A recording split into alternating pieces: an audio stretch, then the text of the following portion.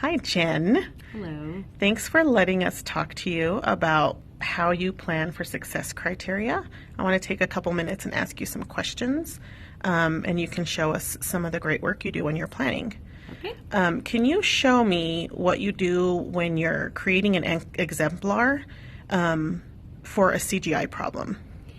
Yes. So the first thing I do is I print off a sheet that the kids use, and I go through every stage of which kids do what strategy and where their misconceptions are.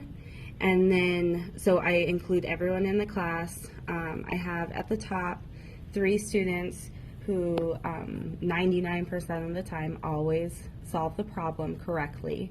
So I put the strategy they use, the picture that they show, and then they will use subtraction to solve this problem.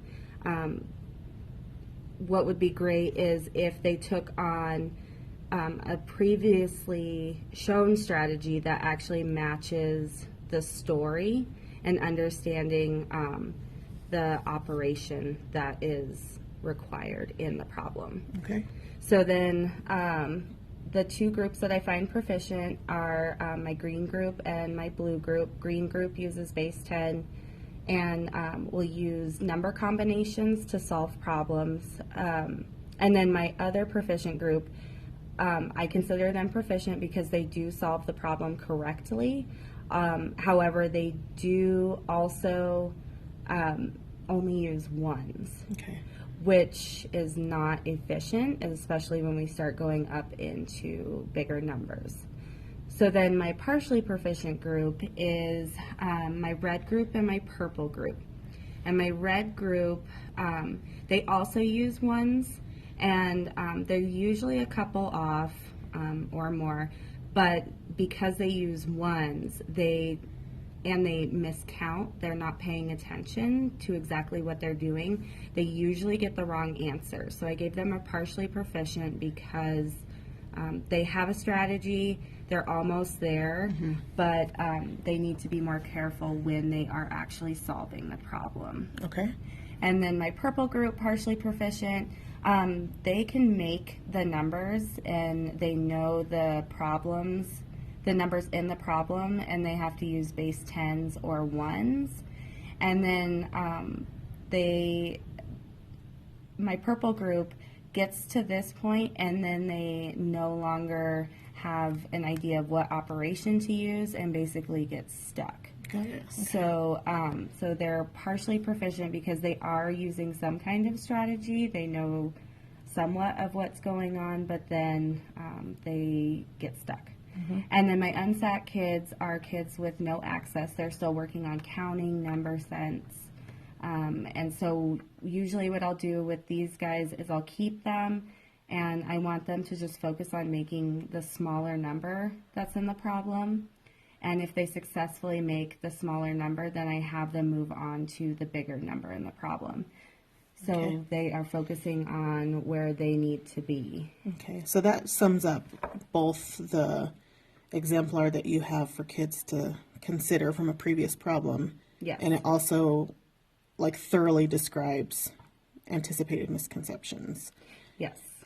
So the time that you're making success criteria transparent is through posting it on the wall from previous problems, and how else? I also have my lesson plan where I script out questions that I'm going to be asking. I know exactly what students need.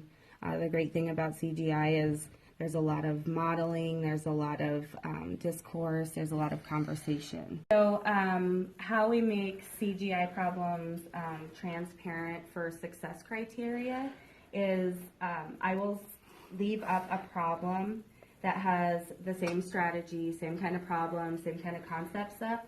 And when I give the kids a thinking question before they go back to their seats to independently work, with the thinking question, we talk about previous strategies used and then also how this can be applied to our problem that we're doing today.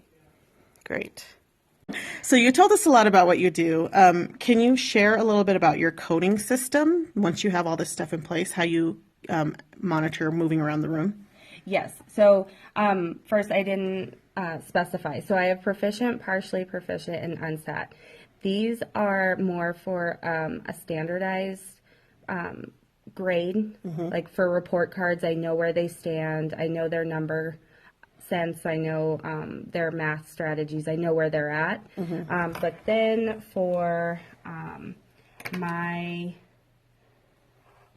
use Idacio, and I am not a genius at it quite yet, but so I have all my students, and then I used the CGI number story observation framework from Deb, and I'm looking for the strategies that they consider in order of proficiency. Got it. So counts all, counts from first, counts from larger, counts from smaller.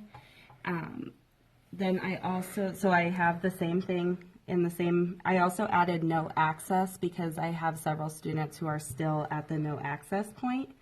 I have counts all to solve, counts on from larger, counts from smaller. I have a lot of kids who are building tens and ones, base 10, no number relationship, and then the biggest thing that I've been trying to get them to go on to, and especially the proficient kids, is applying a previous strategy.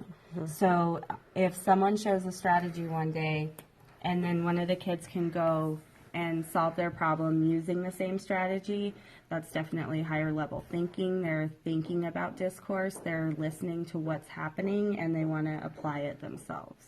Great. Well, thank you so much for sharing all this with us. It's very informative and helpful.